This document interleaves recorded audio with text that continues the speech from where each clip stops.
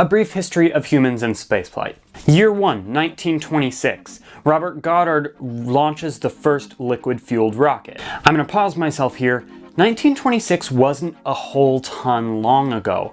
It wasn't even 100 years ago, only 95. Spaceflight hasn't been around for that long. It's relatively new. That's why just this past month, there were the first 2 passenger flights. 31 years later, on October 4th, the Soviet Union launches the first artificial satellite, Sputnik 1. About a year later, NASA was formed in the US. Another year after that, the Soviet Union launched the first space probe to hit the moon. 2 years later, in 1961, Yuri A. Gagarin was the first person to orbit the Earth. He was also the first person in space. Less than a month later, Alan Shepard made his suborbital flight and became the first United States astronaut in space. On February 20th, 1962, John Glenn became the first American to orbit the Earth. In June of 1963, Valentina Tereshkova became the first woman in space. In 1964, the Soviet Union launches the first multiple-person space capsule. On December 21st of 1968, the United States launches Apollo 8.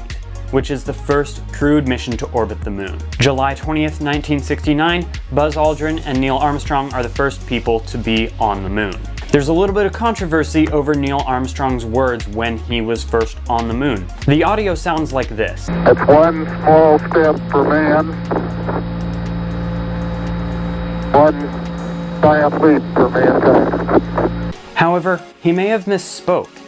It's logical to conclude that he said, "That's one small step for a man, one giant leap for mankind." That would make a lot more sense. In about 1970, the crewed Soyuz missions really started to take off, literally. Launches were a little bit sporadic until about 1990. At that point, they were very consistent. In fact, they still are very consistent.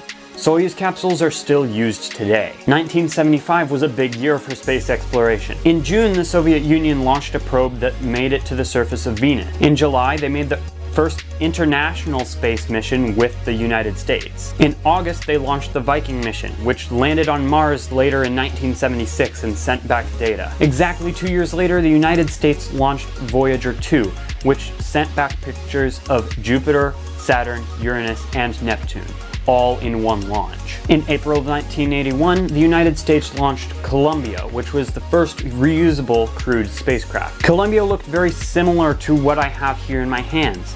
It launched like a rocket, but then landed like an airplane. In 2004, there was a huge milestone.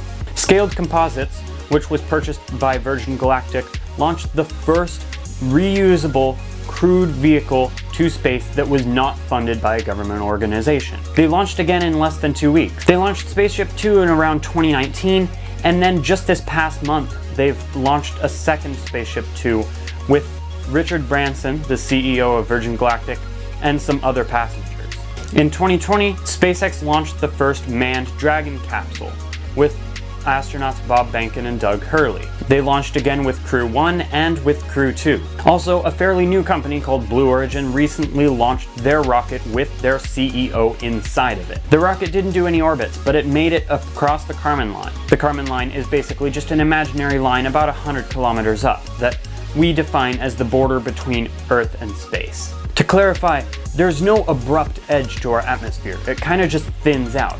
But we need to make the definition somewhere, so we're putting it there.